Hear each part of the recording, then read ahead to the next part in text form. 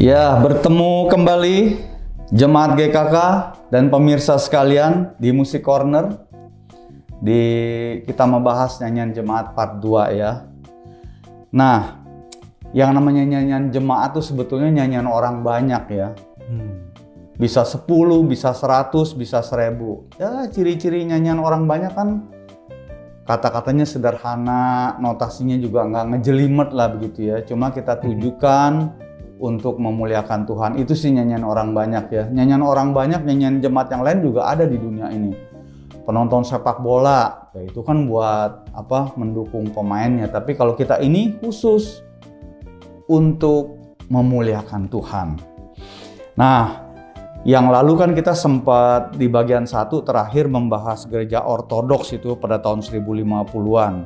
Nah, sekarang kita masuk part 2 ini di zaman reformasi dan sampai kemari. Nah, kita ada narasumber nih pemirsa, Bapak Yoses Setiawan Rumende. Ya, mungkin Bapak Yoses ya, bagaimana? Bisa kasih pencerahan nih buat kita nih tentang masa reformasi nih, perkembangan nyanyian jemaat ini. Oh iya, jadi kita lanjutin dari yang waktu itu ya. Betul. Kita lanjutin lagi di masa reformasi sampai masa sekarang. Nah itu masa reformasi, kalau kita tahu reformasi itu kan artinya reform ya, istilahnya kayak membentuk ulang ya kan? Nah, membentuk ulang. Jadi di masa reformasi ini sebenarnya muncul banyak tokoh-tokoh besar ya. Kita mungkin pernah dengar ya, seperti John Wycliffe, Luther ya kan, Martin Luther, betul, John Calvin, terus Zwingli, terus tokoh-tokohnya yang ciptain musik juga Isaac Watts, John Wesley dan Charles Wesley, dan masih banyak lainnya itu. Nah itu terjadi di masa reformasi. Kenapa? Karena di sana mereka melihat gereja tuh udah mulai korup ya, jadi udah mulai kayak nggak bener gitu. Jadi mereka tuh membetulkan. Jadi sebenarnya tuh pada saat itu tuh ternyata saya juga setelah baca-baca garap gitu ya, ternyata pada zaman itu rakyat itu nggak boleh sembarangan baca Alkitab loh, Buksu. Nah, jadi mereka akhirnya mereform itu, rakyat tuh seharusnya boleh baca Alkitab, bukan cuman para orang petinggi di gereja gitu ya, kayak paus dan sebagaimananya. Jadi mereka juga menentang perjualbelian surat gitu ya. Jadi pada zaman itu kan terkenal sekali tuh, kita berdosa, mau dosa dihapuskan, ada suratnya dengan membayar sejumlah uang gitu misalnya. Oh, jadi mesti bayar pakai duit. Mesti bayar ya? pakai duit, makanya luar biasa kan. Nah jadi, seperti itulah. Jadi akhirnya mereka itu menentang. Nah hingga akhirnya di masa ini juga muncul deh akhirnya banyak nyanyian-nyanyian tercipta. Nah, yang kan kita fokusnya nyanyian jemaatnya ya, bukan hanya sejarahnya doang. Jadi kan banyak nyanyian tercipta dengan nada yang berdasarkan folk, jadi nyanyian tradisi mereka. Gitu jadi ya? Nyanyian tradisi akhirnya ada nyanyian-nyanyian buat di gereja. Terus nyanyian Mazmur juga tercipta kembali. Nah itu John Calvin tuh, yang dari General Van Salter ya dibilangnya. Oh iya. Kemudian pada masa ini juga nyanyian lebih banyak tercipta dari puisi yang berdasarkan Alkitab. Ya, jadi baik sekali gitu. Jadi ketika Alkitab boleh dibaca dengan banyak orang, maka puisi-puisi juga terjadi. Betul. Ada juga aturan-aturan dalam puisi gitu ya, metrik misalnya kalau kita bilang 86 itu artinya 8 suku kasta, bawahnya 6 suku kata, terus 8 lagi 6 gitu. Jadi teratur banget begitu. Teratur ya? banget. Teratur banget, nggak sembarangan deh. Nggak sembarangan, jadi kayak sajak puisi gitu ya, yang kita pernah belajar gitu ya. Itu yang akhirnya kita kenal dengan sebutan himne pada saat ini. Itu cikal bakalnya. Nah, di situ juga terjadi diskusi dan kesepakatan bagaimana juga, karena waktu itu reformasi, orang tuh kayak masih belum ada teratur gitu loh. Jadi mereka tuh kayak, wah musik ini, ayo kita bikin, wah gitu ya. Nah, tapi akhirnya ada juga diskusi, akhirnya jadiin satu, dalam liturgi pemakaian musik juga harus benar. Karena itulah reformasi, nggak boleh asal-asalan. Sesuai dengan Alkitab, nggak bisa sekadar wah kita habis baca ini, wah terlalu alegoris misalnya, ya kan? Terus betul. Nah, terus kemudian nih Pak Yoses, sorry nih. Nah, pemirsa Jemaat GKK ya, tadi Pak Yoses menjelaskan, terutama Calvin ini ya, sang reformator kita ini, dia kan menciptakan atau mengkolek lagu-lagu Mazmur ya, dia create atau lagu-lagu yang istilahnya kita tahu hymn ini berdasarkan Alkitab ya. Nah, makanya kita sering kali melihat itu lagu-lagu hymn ya, ada sampai 5 ayat. Ayat 1, ayat 2, ayat 3, ayat 4, betul. ayat 5 itu berdasarkan materinya dari Alkitab ya. Iya. Nah, makanya nggak heran ya ada orang-orang dulu nyanyi jangan dipotong-potong ini ayatnya nih. Ngebaca ayat nggak penuh begitu ya. Iya. Ada sampai pendapat seperti itu ya. Betul sekali. Oke, jadi kita dapat belajar nggak heran itu ya. sih, karena memang ya seperti itu, karena memang kan dibuatnya kan dari Alkitab gitu betul, ya, berdasarkan gitu, meskipun tidak mutlak ya sekarang ya. Iya, Tapi nah, lagu pada masa ini itu yang paling mungkin kita sering dengar gitu ya, itu di NR 135 ya, judul aslinya Ein feste Burg ya, itu dari Martin Luther ya kan. Yang Allahku kota benteng yang teguh, yang kayak gitu-gitulah ya itu. Iya, itu tuh wah, itu bener-bener kayak udah jadi anthem gitu ya. Jadi pada masa itu tuh semua orang tahu, bahkan sampai dibikin 3 bahasa gitu ya pada masa itu. Wih, keren itu. Iya. Betul-betul. Ein fester Burg ist unser Gott. Waduh.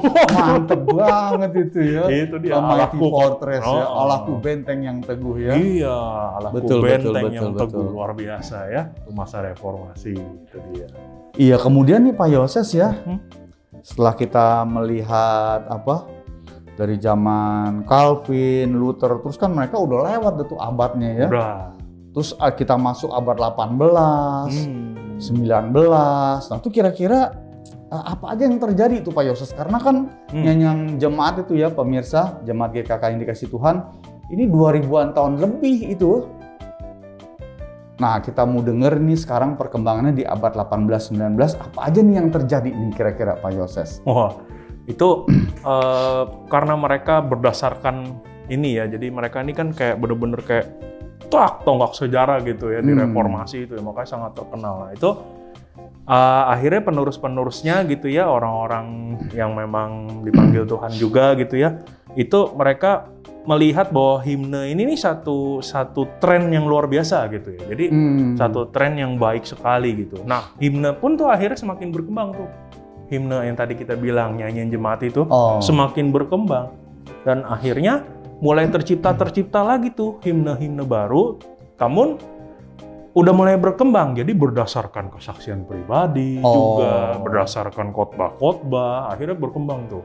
Perkembangannya itu akhirnya pada abad 18 sampai 19 ini itu mereka lebih mementingkan ekspresi dan gambaran imajinatif. Jadi tentang natural beauty of God gitu ya kan. Keren gitu ya. Jadi mereka tuh lebih kayak wah udah nggak cuman berdasarkan Alkitab aja, tapi akhirnya mereka juga belajar gitu ya. Nah itu mereka mengembangkan. Oh, jadi istilahnya tuh pernah istilah yang dulu vertikal aja ke alas, sana ada horizontal tentang hubungan dengan manusia begitu ya. Dengan alam juga. Alam. Iya Ya. betul. Oh, begitu ya. Iya. Jadi banyak nyanyian tuh yang akhirnya di masa ini menjadi makin masuk akal dan mudah dipahami gitu jadinya.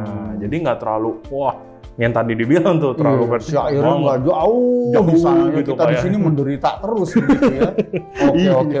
Nggak sampai kayak begitu sih. Ya, jadi touching lah ya, touching ya. Nah di abad 18-19 ini menariknya ya, waktu itu banyak muncul tokoh-tokoh wanita yang membuat hymn juga. Kan dari tadi kita denger kan kayak Calvin, Luther apa segala itu kan cowok mulu gitu kan. Nah ini banyak muncul tokoh-tokoh wanita gitu ya. Tuhan gerakan itu mereka ya. Gerakan sejarah juga mencatat mereka. membuktikan Betul, ya. Iya. Oh. Itu ada di sana, mereka juga menciptakan, bahkan ada juga yang membuat himne khusus untuk anak-anak gitu ya. Si Frances betul Clare. ya, betul. Nah dia menciptakan untuk anak-anak juga. Nah akhirnya masa ini juga mereka meskipun berdasarkan ekspresi tadi, tapi mereka tetap mempertahankan relevansi him yang benar sesuai untuk dinyanyikan. Jadi tetap nggak keluar jalur gitu. Meskipun ekspresif sekali, tapi ada jalurnya. Itu hebatnya di masa ini. Karena tren pada saat itu tuh yang saya sempat gali ya, mereka tuh ngebuat him tuh kayak gampang aja gitu. Iya, kayak gampang banget sampai akhirnya tuh sampai jadi kehilangan makna gitu. Betul. Dan juga ya, Pak Yoses dan juga pemirsa jangan lupa nih tadi yang Pak Yoses bilang, Tuhan menggerakkan, membangkitkan penulis-penulis him itu ya, misalnya Fanny Crosby dan banyak dah ya ada di buku kita Nafiri Rohani misalnya. Itu sebetulnya mereka tuh dari keluarga anak-anak Tuhan yang taat ya. Betul. Ada dari anak pendeta, dari gereja Anglikan, gereja Metodis. Dan mereka Tuhan pakai, ada yang umurnya panjang, ada yang cuma 50, 60, 40-an. Pokoknya mereka hidupnya berkarya ya. Berkarya untuk melalui Tuhan. Lagu-lagu yang mereka ciptakan itu ya. Iya, luar biasa ya Pak Yoses ya. Kayak luar biasa. Itu di abad 18-19 ya. Contoh-contoh lagunya kan jelas tuh. Kan kita yang paling terkenal banget ya sampai sekarang ya, itu Amazing Grace ya. Itu di NR kalau di Nafiri Rohani nomor 239. Kita lihat nih pemirsa punya bukunya nggak di rumah itu. Nomor 239. Sangat besar anugerahnya. Ya itu jelas banget kan. Sangat besar anugerahnya. Oh itu dari si John Newton. John Newton ya. Terus juga abad ini juga NR1 yang kita selalu sering nyanyikan di awal kebaktian. Suci, suci, suci. Itu Reginald Hebert juga di abad 18 sampai 19 mereka tuh. Oh iya. Terus juga yang hormat bagi Allah Bapa. Itu bener-bener semuanya itu kita lihat ya, bener-bener kayak tadi tuh ekspresif dan imajinatif tentang natural beauty of God gitu. Jadi bener-bener kelihatan gitu ya, bener mengagungkan Tuhan, ekspresif sekali. Itu contoh-contohnya. Waduh, kita mesti terima kasih sekali sama Tuhan ya, ini lagu ini sangat memberkati sebetulnya, kaya sekali ya. Betul. Syair-syairnya ya. Oke Pak Yoses. Nah kemudian kan setelah abad 18-19 terus lagi tuh mendekati kita sampai abad 1920 itu ya. Iya. Kita belum lahir ya. Tapi sejarah mencatat kira-kira ada yang bisa dibagikan nggak nih Pak Yoses untuk kita nih? Apa aja yang perkembangan yang terjadi? Ada. Nah, ini kan tadi kita bicarain tuh kan sekitaran Inggris, Jerman gitu ya. Iya, itu ya. Betul. Nah, di abad 19 sampai 20 itu sampai sekarang lah kurang lebih bisa kita bilang itu himne tuh menyebarnya tuh mulai banyak di Amerika. Nah, di Amerika himne tuh berkembang sekali gitu ya. Muncul lagu-lagu himne berdasarkan lagu-lagu tradisi Amerika. Yang kan tadi kita lagu tradisi Eropa ya. Ya. Nah, ini Amerika dimasukkan ke teks lagu dengan teks lagu him.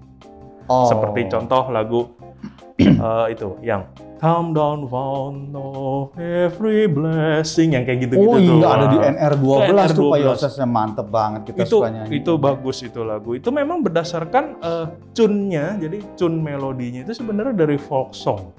Jadi dari lagu rakyat yang di Amerika ya. Tapi dimasukin teksnya, teks syairnya itu ya. Mantap. Seperti itu. Nah, juga mungkin kita familiar dengan kata-kata lagu gospel gitu. Kita sering bilang lagu gospel gitu ya. Mungkin kita taunya itu sekarang ya, mungkin kita taunya itu lagu yang sering dinyanyiin sama ya orang kulit hitam gitu ya pada waktu itu. Nah, padahal sebenarnya itu lagu gospel itu adalah identik sejatinya itu merupakan himne yang dirancang dengan teksnya tuh khusus buat ngabarin Injil.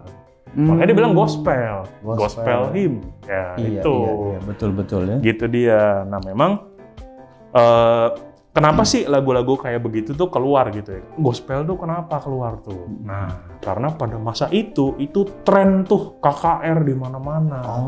Mungkin Bapak Ibu jemaat gitu ya, mungkin pernah mendengar yang namanya gereja tenda gitu ya. Oh, gereja dari tenda ya? Gereja tenda yang besar gitu. Oh, itu kan KKR gitu ya. Mungkin di film-film juga kita pernah lihat. Nah itu eranya itu, pada masa itu. Oh, itu dia. Camp meeting begitu Iya, ya? seperti itu. Sampai akhirnya tuh banyak kebangunan rohani, lagu gospel juga banyak. Nah, lahirnya musisi gereja yang bagus-bagus juga semakin banyak. Gitu. Karena nyanyian jemaat kan pada masa ini juga semakin sederhana, namun menyentuh sekali gitu. Jadi udah nggak terlalu banyak lagi itunya apa namanya tuh tadi liriknya udah nggak terlalu banyak lagi. Nah seperti itu. Iya, sampai jadi nyanyiannya kayak nyanyian chorus begitu ya. Kalau hymn itu kan yang gospel itu kan ada bait 1, bait 2, bait 3 kur. Ada kur, ada kur. Ini sekarang adanya cuma chorusnya aja ya. Betul, ada refrainnya. Lebih nyerep, lebih cepat ditangkap begitu ya. Terus juga tune-nya tuh bener-bener kayak apa ya? Kayak bener-bener sangat-sangat familiar dan langsung ngiang-ngiang gitu kan. Kayak lagu nah itu tuh kan itu He Leaded Me ya. Itu yang bener-bener menyentuh, sederhana tune-nya tapi menyentuh gitu ya. Wih, mantep. Ada juga di Nafiri. Ada juga Nafiri nomor luar biasa 286 tuh ya. Wih, mantep, iya. mantep. Tuhan pimpin. Nah, itu terus juga di zaman tadi nih. Tadi kan Bokso ada sebut satu nama tuh, Fanny Crosby. Oh iya, si Fanny Crosby. Wah, ini itu tokoh yang fenomenal di masa itu dia. Di abad 19 sampai 20. Itu udah fenomenal sekali. Kenapa fenomenal? Itu tercatat lebih dari 8.000 hymn Bokso. Buset, dia nulis tuh ya? Iya. Padahal matanya kagak ngelihat ya? Kagak ngelihat padahal. Buset, kita yang ngelihat aja satu juga belum jadi. Iya. Jadi sampai saya baca gitu ya biografinya itu memang itu dia ditulis tuh katanya sebelum tidur dia ngebayangin gitu. Jadi dia kayak cari inspirasi lah. Nah dia dapat inspirasinya tuh malam belum tidur. Besok pagi dia tulis, dia minta tolong orang tulis. Oh. Hampir tiap hari Bokso.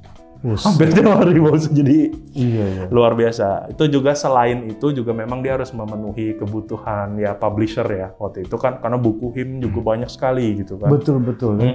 Jadi Tuhan pakai apa si Fanny Crosby yang buta di jadinya ya. Kira-kira 6 mingguan ya kalau nggak salah ya waktu itu ya. Umurnya ya pokoknya begitu dan nulis Tuhan pakai dia nulis syair dan dia apa orang yang berbakat membuat notasi lagu-lagu, jadi join mereka bekerja sama ya. Betul. Dia nggak sendiri. Iya, betul. Menjadi lagu yang indah-indah ya. Oke. Di NR kita juga ada ya. Oh iya ada. Pak Yoses ya, kalau nggak salah tuh kita juga sering nyanyiin tuh. Jaminanmu dinyatakan. Lalu refnya, kami masyurkan, kami nyanyi. Memuji Yesus tiada henti, kami masyurkan, kami nyanyi. Memuji Yesus tiada henti. Wah, pergumulannya nih ya. Hamba Tuhan Fanny Crosby sampai kita bisa nyanyiin jadi berkat sampai hari ini ya. Betul sekali. Luar biasa Pak Yoses. Betul sekali Bokso. Makanya itu luar biasa. Nah itu sudah mulai jadi sejak dia ini kan kayak pionir gitu ya. Jadi mulai ada lagi tercipta lagi setelah dia musisi-musisi itu semakin banyak musik-musik gereja yang baik betul. dan benar. Jadi nggak cuma baik doang ya. Jadi masa ini juga tentunya kita tahu ya karena abad 19 itu kan sampai 20 itu ada yang namanya Perang Dunia. Nah, oh iya betul. Masa ini juga melewati tuh. Dan juga setelah Perang Dunia kita tahu tuh ada perdagangan budak ya kan. Nah di situ tuh akhirnya tercipta lagu-lagu spirituals yang kita kenal dengan gospel. Oh. Spirituals itu sebenarnya namanya spirituals ya. Spirituals tuh artinya yang dinyanyikan oleh orang-orang ya budak gitu ya. Yang waktu zaman itu ya memang kulit hitam gitu ya, African American. Nah itu. Jadi mereka tuh semakin terkenal. Tapi tujuan awalnya nih sebenarnya lagu spiritual itu tuh bukan lagu yang kita tahu sekarang gitu dinyanyiin. Padahal tujuan awalnya tuh mereka cuma buat kayak ketika mereka lagi kerja, nah mereka tuh ada nyanyi pujian gitu. Terus ketika mereka ya lagi mereka karena persekutuan gitu ya di antara mereka. Oh iya. Terus juga yang menarik, Boksu, rupanya dari lagu ini juga mereka tuh kayak menyampaikan pesan rahasia di antara sesama mereka gitu loh. Ini orang-orang tertindas dah. Iya, ya? betul. Madesu dah tuh. Madesu. Ya? Aduh. Tapi mereka hebatnya itu ya, mereka tetap bernyanyi karena mereka lihat mungkin mereka mengetahui juga ya kan Alkitab apa segala macam kan dari yang menindas mereka sebenarnya ya. Jadi seperti itu. Hingga akhirnya semakin terkenal dan lucunya itu ya juga menarik. Kita pernah dengar kan ya namanya konser musik gereja. Oh iya. Nah di abad ini konser musik gereja pertama yang tercatat itu ada di abad ini. Di abad jadi di situ awalnya, kalau sekarang udah banyak. Sekarang gereja gereja ini. Iya, gereja A, yang gereja pertama B. jadi di Amerika nih Di Pak Yoses. Amerika memang, Amerika yang duluan. Luar biasa ya. Iya. Nah, akhirnya semakin berkembang. Iya, Amerika juga teknologinya maju, nyanyian jemaatnya juga maju, sampai terus akhirnya dia semakin berkembang ya Pak Yoses ya. Sampai ke jazz mungkin dari sana juga ya itu. Dari sana juga betul. Luar biasa. Jadi dari sana juga. Jadi memang kan pengaruh kan musik itu kan global ya. Nyanyi itu kan tadi di awal tadi kan bilang nyanyian tuh kan bisa semuanya kan nggak cuma ini aja. Jadi global. Jadi pengaruh jazz, blues dari dunia sekuler juga kan dari mereka juga dari yang orang-orang tertindas tadi juga tuh. Iya. Nah akhirnya memperkaya lagu jemaat seperti yang kita pernah sangat sering dengar mungkin ya. Oh happy day itu. Oh happy day ya itu kan terinfluence sekali gitu dari jazz dan blues itu dia. Hingga akhirnya terus tuh sampai sekarang disebutnya urban gospel, Boksu. Sekarang disebutnya urban gospel. Jadi menarik ya. Jadi bukan cuma ada transmigran gospel atau urban masyarakat perkotaan ya, dari sini nih lah. Dari sini terus dia menyebar terus ya. sampai ke perkotaan, makanya bilang urban gospel. Iya. Itu sampai sekarang. Tokoh-tokohnya kita tahu mungkin pernah dengar Andre Crouch. Iya. Edwin Hawkins, Kirk Franklin. Nah itu yang mereka itu tuh akhirnya menginfluence sekali perkembangan lagu-lagu jemaat yang kita dengar nih, yang kontemporer sampai saat ini kayak begitu tuh.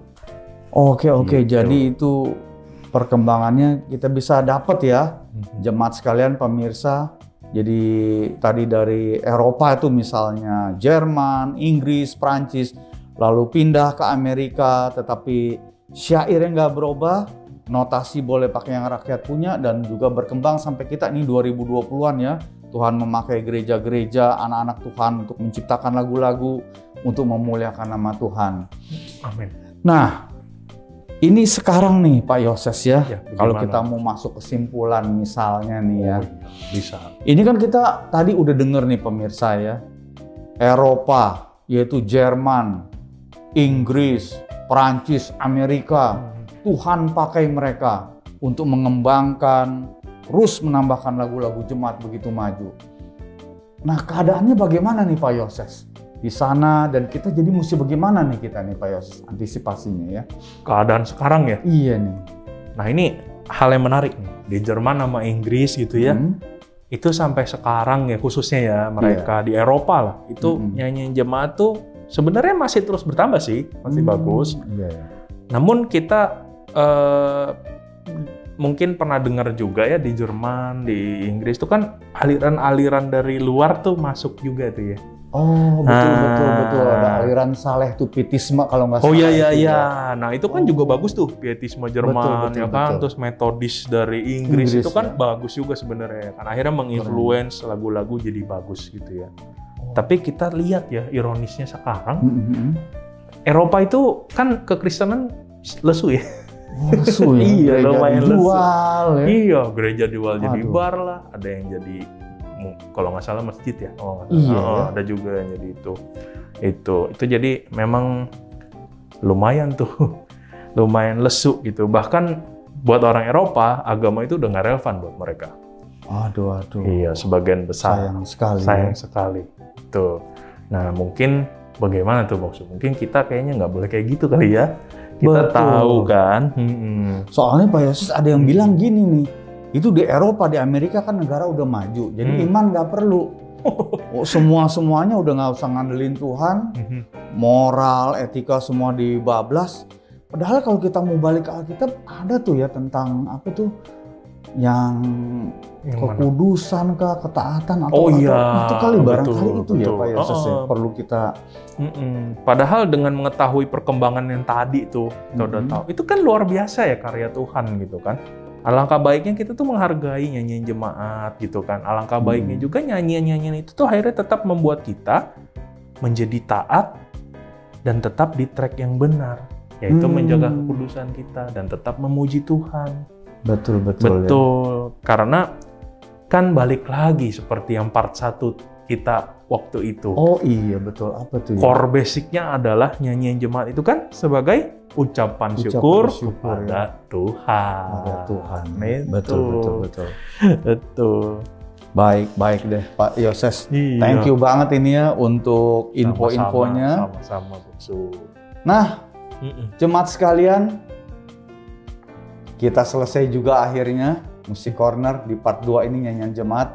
Nanti ada yang menarik lagi ya pembahasan yang kita akan bahas ya. Iya, Oke deh. Lagi. Thank you ya pemirsa jemaat yang dikasihi Tuhan. Tuhan Yesus memberkati.